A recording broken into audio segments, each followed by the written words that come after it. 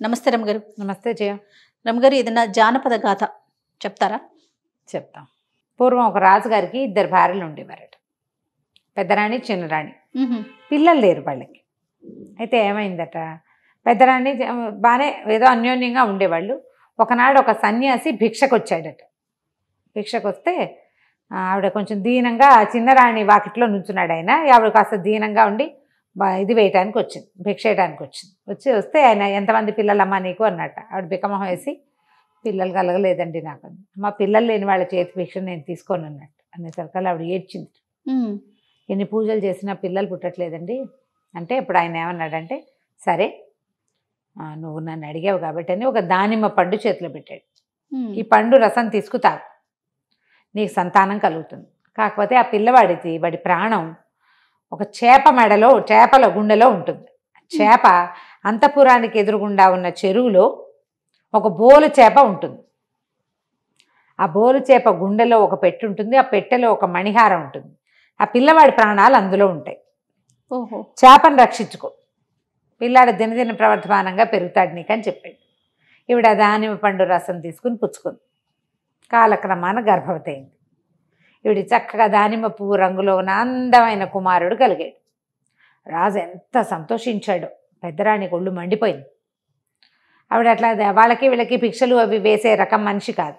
చిన్నరాణికి ఏంటంటే సంతానం కలగలేదు. ఏ యోగులో, సన్యాసులో, మహానుభావులు ఎవరైనా ఏదైనా వరం ఇస్తారని ఆవిడ వెళ్ళేదనమాట ఈ భిక్షలు పెట్టడానికి. ఆమెకి నిజంగానే వరం ఇచ్చాడు భగవంతుడు. సరే, ఈ పిల్లాడు చక్కగా పెద్దవాడు అవుతున్నాడు. ఆ చెరువులో బోల్ చేప చెరువులోనే తిరుగుతూ ఉండేది. ఎవరు ఆ చెరువులో ఇవి వేసేవాళ్ళు కాదు, వలలు వేసేవాళ్ళు కాదు, నడుస్తూ ఉండేది. పిల్లాడికి ఒక 10 ఏళ్ళు 9 ఏళ్ళు వచ్చాక 12 ఏళ్ళు కూడా వచ్చాయి. వచ్చిన తర్వాత ఒకరోజు ఏమైంది, పావురాలంటే మహా ఇష్టంట అబ్బాయికి. పావురాలు ఎగరేసుకుంటూ ఆడేవాడు. ఆడుతుంటే ఈ పావురం ఎగిరిపోయి పెద్దరాణి గారి అంతఃపురంలోకి పోయింది. ఈ పిల్లాడి పావురాయి కోసం ఆ పెద్దరాణి గారి ఇంట్లోకి, వాళ్ళ పెద్దమ్మ ఇంట్లోకి వెళ్ళాడు.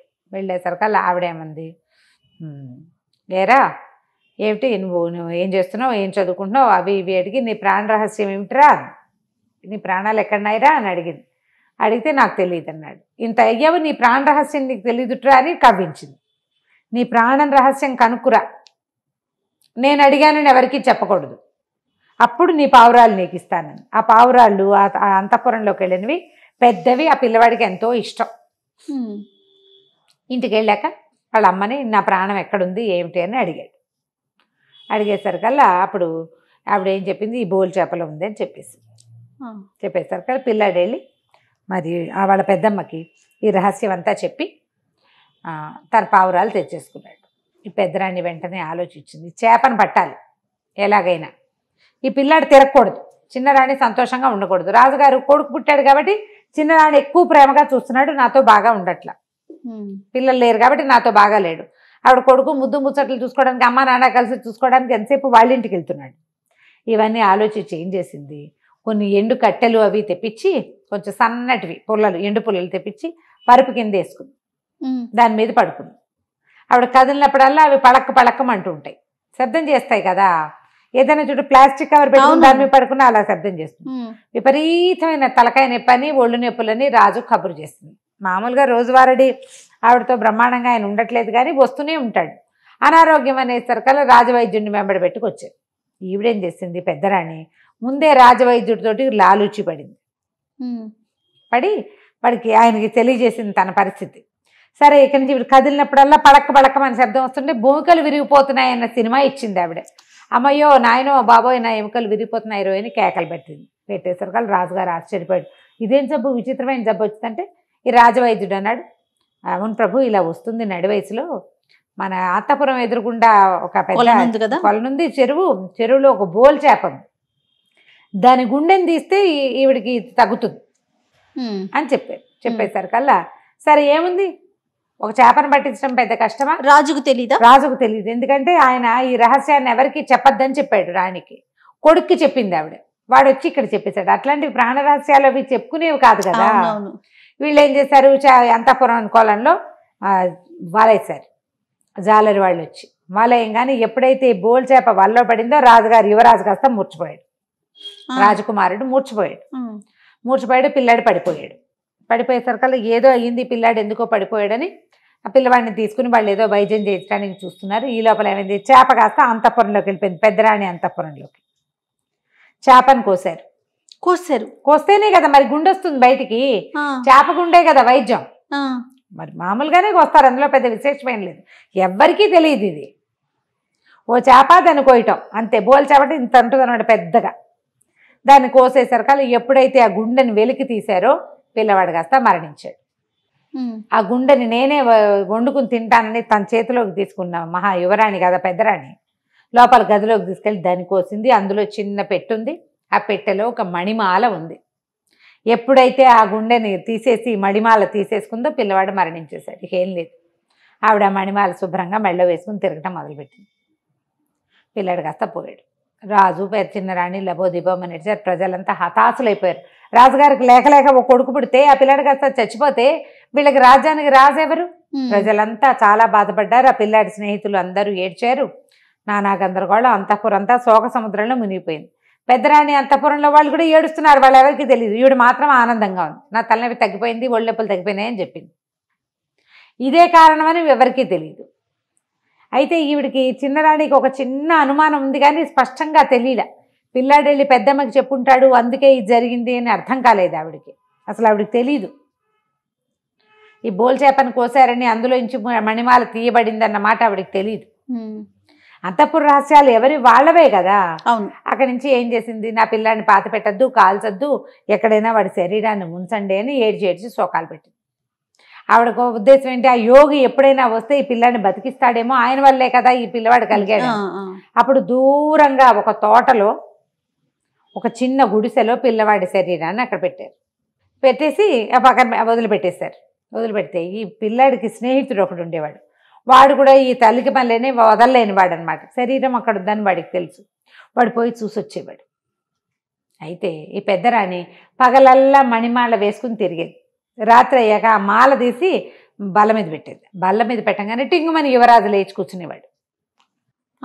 ఆవిడ మీద నుంచి తీయగానే లేచేసేవాడు. లేచి అటు ఇటు చూసి తోటలో ఉన్నానని తెలుసుకుని ఆ ఉన్న పళ్ళు, కాయలు, కసర్లు ఏవో తినేవాడు. తెల్లవారి ఆవిడ స్నానం చేసి మెళ్ళ వేసుకోగానే పడిపోయేవాడు, మరణించేవాడు. అయితే అప్పుడప్పుడు వెళ్ళి ఆ శరీరాన్ని చూసొస్తున్న ఈ స్నేహితుడికి తెలిసింది, ఏమిటి పెట్టిన చోట శవం ఉండట్లా, మృతదేహం ఎక్కడుండాలో అక్కడ ఉండట్లా, అక్కడ ఇక్కడ ఉంటుంది. ఇది ఏమిట్రా ఈ విశేషం అని చెప్పేసి వాడు ఒక 13-14 ఏళ్ల వాడు ఒక రాత్రి వేళ వచ్చి చూశాడు. మెలకుగా జీవించి ఉన్నాడు. ఏదో ఉంది కిటుకు. అప్పుడు తన ప్రాణ రహస్యాన్ని పెద్దమ్మకి చెప్పానని చెప్పాడు. ఈ పిల్లాడికి ఏం చేయాలో తెలియదు ఆ రెండో వాడికి. కానీ తను వెళ్ళి స్నేహితుడితో ఆడుకునేవాడు. రాత్రిపూట అక్కడే ఉండేవాడు. ఈ రహస్యం ఎవ్వరికీ తెలియదు. ఆ కుర్రాడు ఒక్కడికే తెలుసు. ఈ యువరాజు 12-14 ఏళ్ల వయసులో పెట్టబడ్డాడు అక్కడ. రాత్రిపూట ఎదిగేవాడు, పగల ఎదుగుదల ఉండేది కాదు. చక్కగా వయసు పెరిగింది, పెద్దవాడు యమనవంతుడు అయిపోయాడు అబ్బాయి. సంవత్సరాలు గడిచిపోయింది. ఇంతలో ఏమైందట, విధాత అంటే బ్రహ్మదేవుడికి దూరపు చుట్టాల చెల్లెలు ఒక ఆవిడ ఉంది. ఆ చెల్లెలకో కూతురు ఉంది. కూతురుంటే ఆ కూతురు మొదట నచ్చట మీద ఏం రాసావని ఆవిడ అడిగింది. అడిగేసరికల్లా ఆయన ఏమన్నాడు, మీ పిల్లడికి పెళ్ళి కష్టం, పిల్లకి చచ్చిపోయిన వాడితో పెళ్ళవుతుంది అంతే అని చెప్పాడు. ఆవిడేమో పాపం తన కూతురిని జాతకాలు అక్కడ ఇక్కడ చూపించుకుని వాడికి దానికి వివాహ యోగ్యత లేదని, ఒకవేళ ఉన్నా చచ్చిన వాడితోటి దానికి పెళ్ళవుతుందని ఆవిడ శోకాలు పెట్టింది. ఇట్లా చేసావా, నాకు చెల్లెలు కూతురుని జాలి పడలేదంటే, ఏమో రాసేటప్పుడు ఏవో రాసేస్తాము, వాటిని మార్చలేము, చచ్చిన వాడు ఎవడైనా ఉన్నాడేమో వెతుక్కుని పిల్లకి పెళ్లి చేయి, అది సంతోషంగానే ఉంటుందని చెప్పాడు. ఆ విధాత పురుషుడి తాలూకు చెల్లెలు తన కూతురుని వేసుకుని తిరుగుతోంది. ఎక్కడైనా మరణించిన వాడు దొరుకుతాడేమో అని. ఈ తోట దగ్గరికి వచ్చింది. రాజకుమారుడు చనిపోయాడని తెలిసి అతని గురించి వాకప్ చేయడానికి ఆవిడ ఊళ్ళోకి వెళ్ళింది. ఈ పిల్లే గుడిసెలోకి వచ్చింది. వచ్చేసరికల్లా చీకటి పడేసరికల్లా యువరాజు లేచి కూర్చున్నాడు. పెద్దవాడు, అప్పటికి వివాహ యోగ్యమైన వయసు వచ్చేసింది. ఆ పిల్ల కాస్త పెద్దదే. ఇద్దరు కలిసి అటు ఇటు తిరిగారు. వాళ్ళ స్నేహితుడు వచ్చాడు అదే సమయానికి. ఈ అమ్మాయిని చూసి సరే ఈ అమ్మాయికి ఇద్దరికి పెళ్లి చేసేసాడు. తెల్లారేసరికల్లా యువరాజు పడిపోయాడు. ఆ అమ్మాయికి అర్థం కాల. ఆ స్నేహితుడు ఏం చెప్పండి, నువ్వేం భయపడద్దు, పగళ్ళు మెలకుగా ఉండడు, రాత్రిళ్ళు మెలకుగా ఉంటాడు, వీడితో నువ్వు ఇలాగే ఉండాలని చెప్పాడు. ఆ తల్లి వెళ్ళిపోయింది. చచ్చిపోయిన వాడితో పెళ్ళయింది ఈ పిల్లకి. రోజు పోతాడు వాడు, చచ్చి బతుకుతూ ఉంటాడు. ఇలా చాన్నాళ్ళు గడిచిపోయినా ఈ అమ్మాయికి కవల పిల్లలు పుట్టారు. పిల్లలు పుట్టాక సరే అమ్మాయి ఏమందంటే మన రాత మనమే మార్చుకోవాలి. ఇప్పుడు ఈ కుర్రాడు ఏం చేయలేడు, దాని స్నేహితుడు ఏం చేయలేడు, వాళ్ళ అమ్మాయి ఏం చేయలేదు, నేను ప్రయత్నం చేస్తానని ఆ పిల్లల్ని ఇద్దరిని వేసుకుని రాజా అంతఃపురాలకి వెళ్ళిపోయింది మారువేషం వేసుకుని. ఈ అమ్మాయి ఎవరో వాళ్ళకి తెలియదు. నేను చాలా అందంగా అలంకారాలు చేస్తాను, సుగంధ ద్రవ్యాలు చేయటం వచ్చు నాకని చిన్న రాణి దగ్గరికి వెళ్తే ఆవిడ ఏడ్చి సోకాలు పెట్టి, నాకు వద్దు, పిల్లాడు చనిపోయాక నేనేమీ చేసుకోవట్లేదు, నా జీవితం ఇలాగే అయిపోతుంది, నాకేం వద్దని అంటే సరే అక్కడి నుంచి పెద్దరాణి దగ్గరికి పంపించింది. పెద్దరాణి ఏమనుకుంది, ఈ మధ్యకాలంలో అలంకారాలు అవి చేయట్లేదు, పెద్ద వయసు వచ్చేసింది, రాజుగారు అసలు మొహమే చూపించట్లేదు, ఆ పిల్లాడి పోయాక ఇంకా ఆయన ఈవిడ దగ్గరికి రాలి. ఆవిడ సంతోషంగా ఉంది పిల్లాడు లేడని, కానీ రాజు ఏమీ ఆవిడని ఆదరించల, మూడాఫ్గా అయిపోయాడు ఆయన. అయితే రాజుని అలరించచ్చు అని చెప్పి సరే చేయించుకుంటాను. ఈ అమ్మాయి ఏం చేసింది, చక్క గంధంతో వాటితోటి సుగంధ ద్రవ్యాలు తయారు చేసి ఆవిరితో స్నానం చేయించి బోళ్ళంత మేకప్ చేసింది. వస్తువులన్నీ తీసి పక్క పెట్టాలి కదా. ఈ పిల్లలిద్దరికి ఏం చెప్పిందంటే, ఈవిడ మెడలో నుంచి ఒక గొలుసు తీస్తుంది, ఆ గొలుసు చేత్తో పుచ్చుకోండి, ఎంత అడిగినా ఇవ్వద్దని చెప్పి. అక్కడి నుంచి పిల్లలు ఏం చేశారు, ఇద్దరు చేత్తో పుచ్చుకున్నారు, మెడలో వేసేసుకున్నారు. ఆ గొలుసు ఇవ్వాల. ఈవిడ స్నానం అయిపోయాక నా వస్తువులన్నీ చూసుకుంది, మణిమాల లేదు. పిల్లల్ని అడిగితే మా దగ్గర ఏముందన్నారు, ఇవ్వాల. ఏడవటం మొదలుపెట్టారు, చేతికి అందరూ పరిగెడతారు.